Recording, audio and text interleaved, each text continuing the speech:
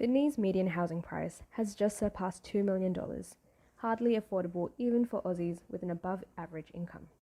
But for 20-year-old rough sleeper George, his objective is just to find a safe spot to get through tonight. Recently released from the Coburn Juvenile Justice Centre, George was given only a change of clothes, $275, and a free 2-night stay at a motel. He refused the motel stay, not wanting to feel imprisoned in the small room. His strained relationships with his family and friends left him with nowhere to go and no support. With his money running low, the temptation to reoffend just to have a roof over his head increases. There are more than 5,000 young people just like George who are experiencing or are at a huge risk of homelessness after being released from prison. Going from prison to independence is mentally draining, particularly for young people navigating young adulthood. On top of that, the stigma against ex-inmates affects employment prospects and makes the transition back to society even more difficult. Entering the workforce as a young person with limited work experience is already challenging enough, but adding disrupted education and a criminal record to the mix can make even the most well-intentioned employer hesitate to hire a young ex-inmate. This raises a serious question. Do people not deserve a second chance in our society?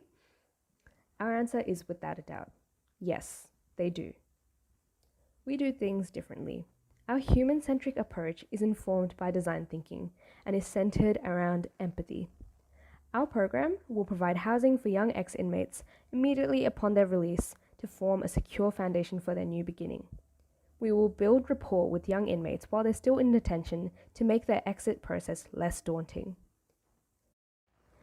As employment provides a much-needed sense of control over one's life, our clients will be offered training and career mentoring, as well as an employment opportunity at our social enterprise cafe. To holistically support these young people, we'll collaborate with existing post-release services to provide mental health support as well as more specialised support for Indigenous peoples, LGBTQ+ groups, and other marginalised groups to ensure that they thrive. To pilot this program and empower George, our first client, we need funding to provide accommodation and employment support. With $3,500, we can cover a portion of our starting costs and begin equipping George with the tools he needs to set himself on a new path. We believe the work we will do is essential in shaping society for the better.